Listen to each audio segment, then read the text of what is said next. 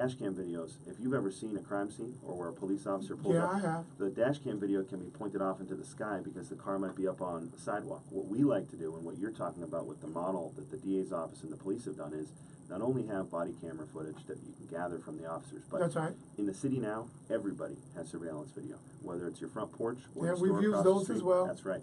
And I believe Stores, in, yep. convenience stores, all of those are used. It's But the being, dash it's being camera, described as something called the dash camera, all I'm suggesting is that if the car is angled in the right direction, Sure, yeah. and it's capturing, because one of the things that we always hear, what happened before you caught the body camera? Mm-hmm. What happened after? And there's always that questionable Yep. gray area. We don't know. Right.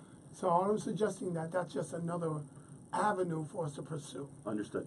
It's something to consider. There's also things that go on in a police car where there's discussions of intelligence that's coming across on an open case, witness names, witness IDs, dates of birth.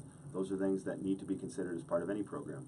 But the Boston model that you're talking about is early on in an investigation, working with people in the community, people who are concerned about what happened in an incident. You want to be transparent. To be transparent, exactly, to show it. I firmly believe in that. It's something that has been called nationally the Boston model because this district attorney and the police department were kind of leading the charge on They were. doing this. I received calls from across the country as being part of that social justice task force, and media outlets have come to Boston to say, what have we done? Wisconsin in particular. Sure, Minnesota, I think Minnesota, recently. Minnesota, I'm Yep, sorry. yep. Minnesota came in to say that what we're doing here can help them figure out some of the challenges they're having. Yes, Now, you're going to be responsible for 250 people, 140 of them being lawyers? I believe it's 270 and 150, Okay. but yeah, they're Okay, about. so the numbers have gone up. I think the numbers were 270, 150 at max capacity, but again, because funding is so low, because budgeting is so tough, they may not be able to fully fund all the positions. So in other words, the numbers are there, but the bodies are not.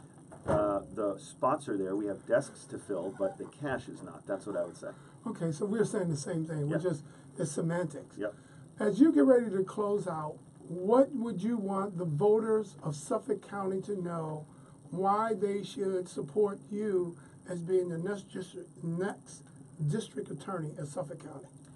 The voters should know that the job of district attorney is very difficult, but having somebody that knows how to protect public safety and how to look out for the people, no matter where they live in the city or in the county, but also knows how to develop programs and assess cases to give people a second chance, that's the district attorney we need to run the city and the county. I've been doing that for my career. I've been doing it in Suffolk County. I'm not new to the area. This is what I've committed my life to doing, and it's what I'll continue to do. And I've done it in the courtroom, I've done it in the classroom, I've done it on basketball courts, I've done it in correctional facilities.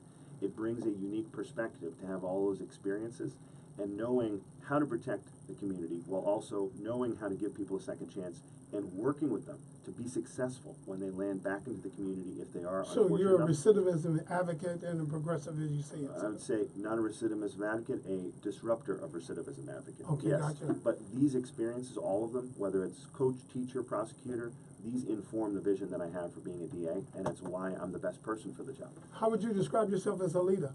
I think I'm a leader that's experienced, I'm fair, I call my people out when they need to be, but I also help support them so that they can be successful, and I also encourage them by my actions. I am not a pound your chest, yell at the crew sort of guy. What I do is, I go out and do it on my own, and then I come back and say, this is important and it So has you results. try to lead by example. Yes, exactly. If you're just tuning in and we're coming to a close, this is Dr. D in the house. Greg Henning has been in here talking about his experiences, life experiences in terms of his assistant district attorney and as a candidate for the office of the DA in Suffolk County. This is the Community Focus program. I want to thank you for taking the time out of your day and your time, Greg, for stopping into the studio. Thank you for having me. I appreciate it very much. Thank you. And to the listening audience, I want you to go out and have a blessed day and a great week.